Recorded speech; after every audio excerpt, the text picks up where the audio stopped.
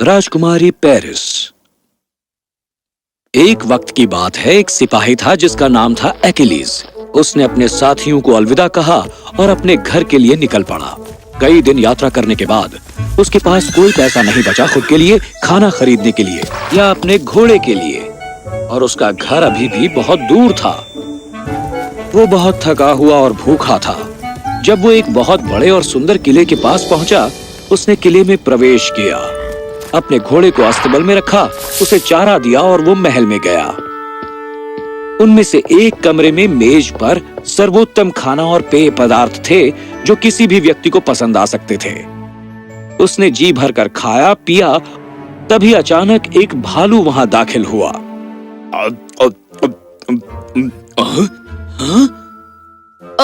डरो मत, मैं कोई खतरनाक और डरावना भालू नहीं हूँ। खैर, जहाँ मैं हूँ वहाँ तो यही लगता है कि जैसे आप हैं। शांत हो जाओ, मैं एक लड़की हूँ और यदि तुम कहना चाहो तो मैं एक सम्मोहन में जकड़ी राजकुमारी हूँ।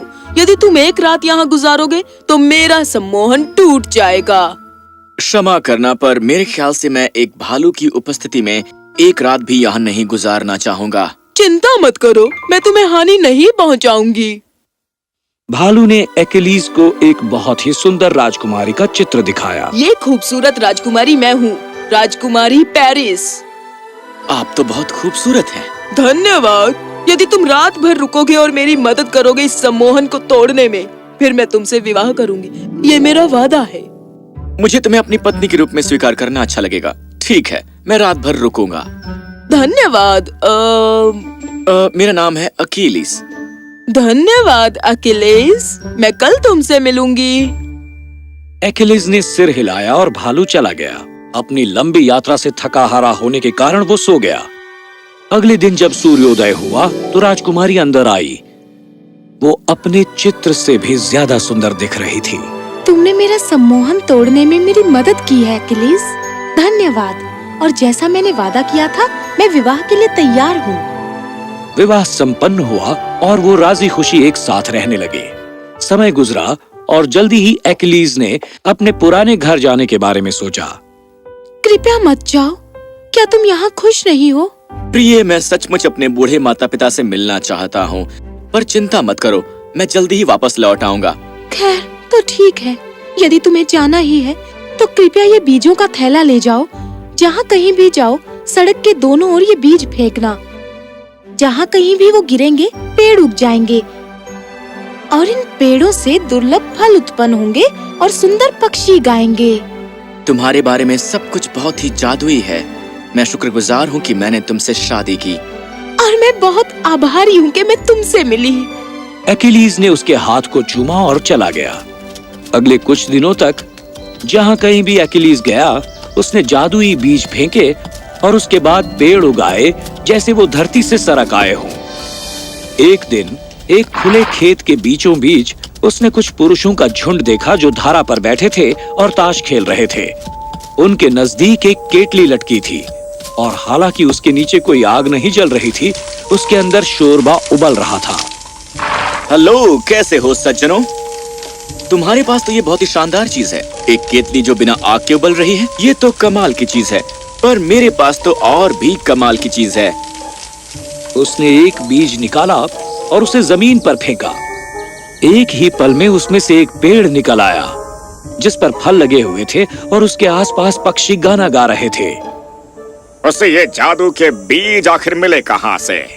ये केवल वही सम्मोहित राजकुमारी ही है जिसके पास ये बीज हैं। मुझे लगता है इसी आदमी ने हमारा उस पे किया जादू मिटा दिया है। इसे कीमत चुकानी पड़ेगी। हाँ, चलो इसे आधे साल तक सुला दें। अकीलीज को ये पता नहीं था कि ये लोग वो जादूगर हैं जिन्होंने राजकुमारी पेरिस पर सम्मोहन डाला था। उन्होंने उस पर एक जादू डाल दिया और अकीलीज तुरंत ही घोड़े से गिरा और गहरी नींद में सो गया। जल्दी ही राजकुमारी पेरिस को उसके सिपाहियों ने सूचित किया कि सभी पेड़ों के ऊपरी हिस्से सूख गए हैं और मुरझा गए हैं। ओह, मुझे ठीक नहीं लग रहा। मेरे पति के साथ जरूर कुछ बुरा हुआ होगा। उसने फैसला किया जाकर उसे तलाशने का। वो उसी सड़क से गई जिससे एकिलीज गया था, और जब वो खुले मैदान वाली जगह पर पहुंची, उसने एक शानदार वृक्ष देखा और उसके नीचे अपने पति को देखा।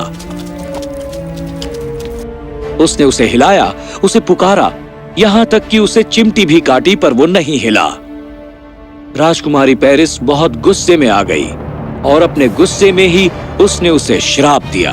ओ नींद के दीवाने, काश एक तूफान तुम्हें उठा दे और तुम्हें उड़ा कर ले जाए दूर अपरिचित देशों में।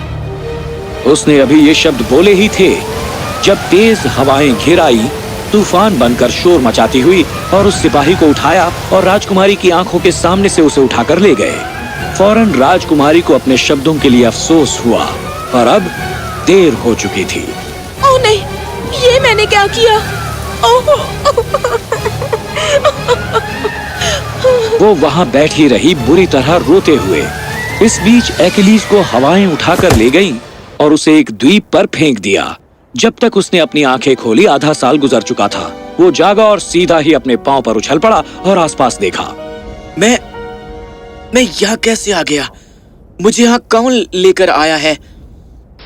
जब वो द्वीप के रेतीले तट पर चल रहा था, उसने देखा कि वहाँ आदमी लड़ रहे हैं। वो एक जादूगर के बेटे थे। आखिर बात क्या है? तुम छोटे लड़के लड़ क्यों रहे हो आपस में?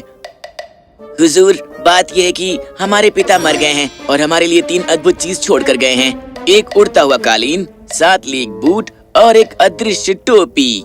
पर हम ये फैसला नहीं कर पा रहे हैं कि किसे क्या लेना चाहिए। ओह, तुम मूर्ख जादूगर, अपनी लड़ाई बंद करो। अगर तुम चाहो तो मैं ये चीजें तुम्हारे बीच में बांट सकता हूँ, ताकि तुम तीनों में से हर कोई संतुष्ट हो जाए। जादूगर सहमत हो गए। बताओ, क्या तुम वो नारियल का वृक्ष देख रहे हो जिसके पत्ते जमीन छू रहे हैं? हाँ। वो 3 अद्भुत चीजें जमीन पर मेरे नजदीक रखो और नारियल के वृक्ष तक दौड़ के जाओ और मेरे पास तक आओ। जो मेरे तक पहले पहुंचेगा वो 3 अद्भुत चीजों में से चुनेगा।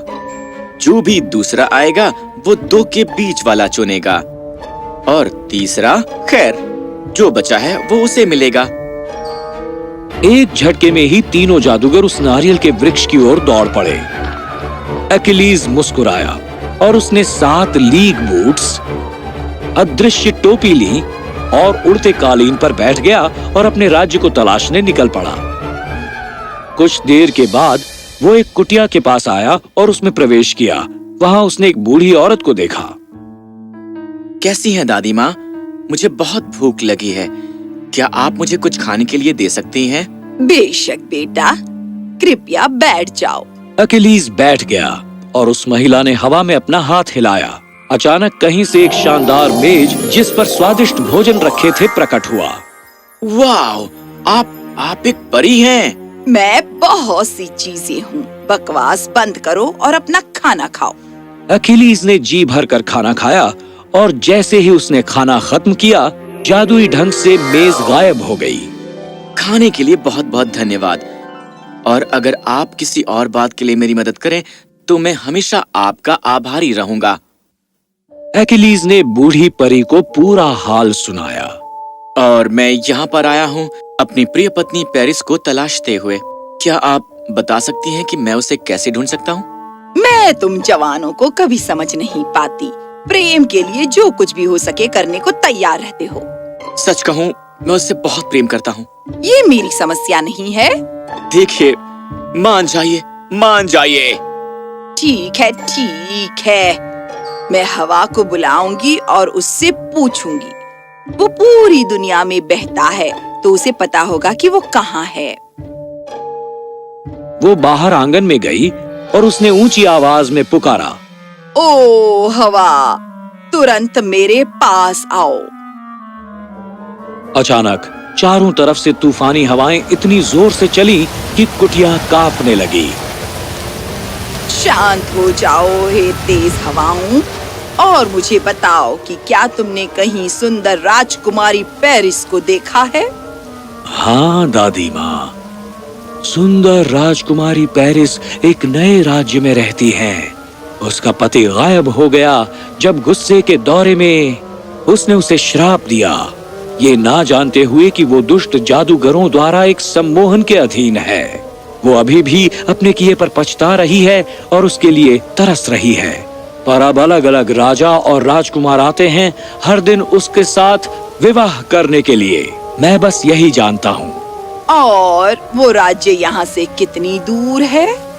चलकर वहां जाने में 30 साल लग जाएंगे, 10 साल परों पर उड़ने में। पर यदि मैं चलूं तो मैं किसी को वहां 3 घंटे में पहुंचा सकता हूँ। दिखावेबाज।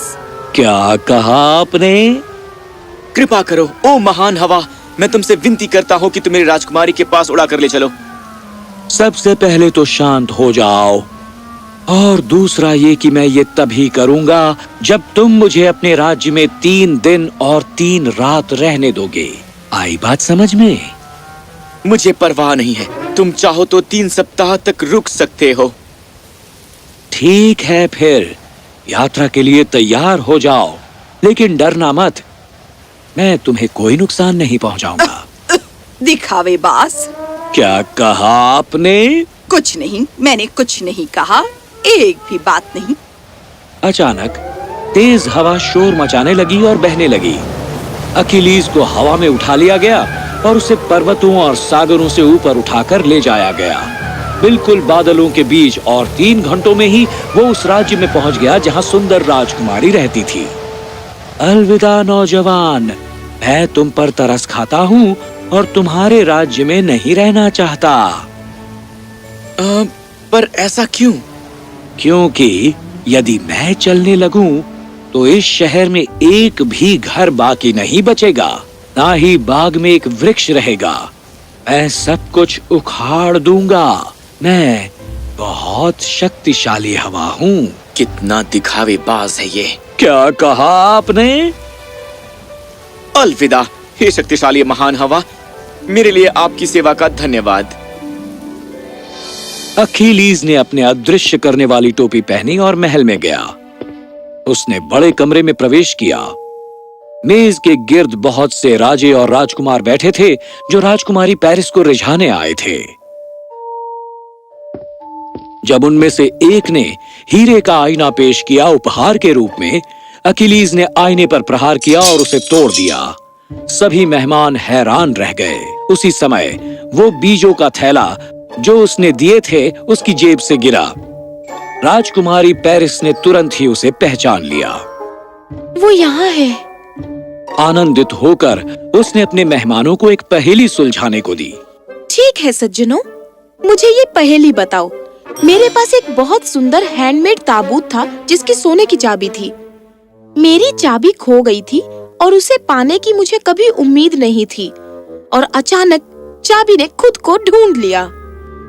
जो कोई भी इस पहेली को बूझेगा वो मेरा पति होगा। सभी राजाओं और राजकुमारों ने उसका जवाब ढूंढने की कोशिश की, पर सब व्यर्थ रहे। मेरे प्रिय, यदि तुम यहाँ हो तो बाहर निकलो और स्वयं को प्रकट करो। अखिलीज ने अपनी अदृश्य टोपी उतारी, राजकुमारी के हाथ लिए और उन्हें चूमा। ये है मेरी पहेली का हल। ताबूत मैं खुद हूँ और सोने की चाबी है मेरा वफादार पति। किसने ये बूझा होता? सभी राजाओं और राजकुमारों की भौहें तन गई और वो निराश होकर चले गए। राजकुमारी पेरिस और अखिलीज ने एक दूसरे को आलिंगन किया। मुझे क्षमा करना मेरे प्रिय, मेरा गुस्सा मुझ पर हावी हो गया था और शांत हो जाओ, हवा ने मुझे सब कुछ बता दिया था। मैं नाराज नहीं हूँ, मुझे खुशी है कि मैं तुम तक वापस आ गया। धन्यवाद मेरे प्रिय। मैं वादा करती हूँ कि मैं फिर कभी क्रोधित नहीं होऊंगी। जब तक तुम मुझे किसी दूर के द्वीप में नहीं भेज दो मेरी प्रिय।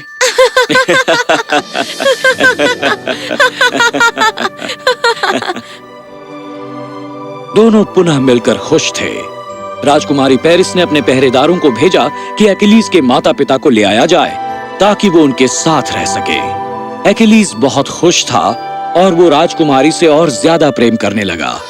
राजकुमारी पेरिस ने फिर कभी अपना आपा नहीं खोया, और जहां तक अखिलीज का सवाल है, उसने अपनी पत्नी से कुछ जादू की चालें सीखी जिसका इस्तेमाल करके कभी-कभी वो उसे खुश करता।